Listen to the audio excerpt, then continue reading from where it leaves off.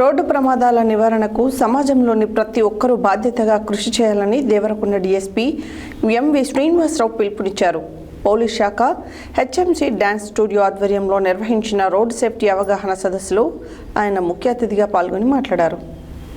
Police శాఖ HMC dance studio ఆధ్వర్యంలో నిర్వహించిన రోడ్డు సేఫ్టీ అవగాహన సదస్సులో దేవరకొండ డీఎస్పీ ఎంవి శ్రీనివాసరావు ముఖ్య అతిథిగా పాల్గొని మాట్లాడారు. ఈ సందర్భంగా డీఎస్పీ మాట్లాడుతూ వాహనదారులు ట్రాఫిక్ నియమాలను విధిగా పాటించాలని సూచించారు. ముఖ్యంగా మద్యం తాగి వాహనాలు నడపడం వల్ల ప్రాణాలు కోల్పోవడమే కాకుండా ఎదుటివారి కుటుంబాలలో కూడా చీకట్లు నింపుతున్నారని ఆవేదన వ్యక్తం చేశారు. ద్విచక్ర వాహనదారులు హెల్మెట్ తప్పనిసరిగా ధరించాలని కోరారు. ఈ అవగాహన సదస్సులో దేవరకొండ సిఐ వెంకటరెడ్డి, ఎస్ఐలు నారాయణ రెడ్డి, రాజు, నీల రవికుమార్, కొండల్ మరియు పోలీస్ సిబ్బంది పాల్గొన్నారు.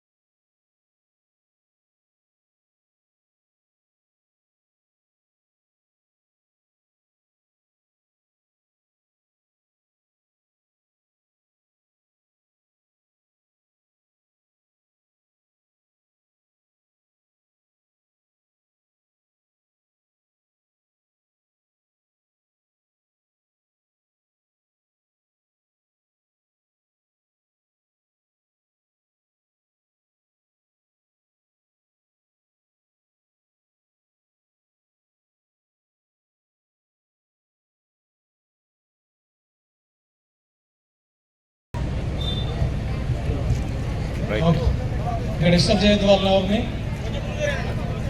గ్యాప్ ఉండాలి. లక్ష్మణ్,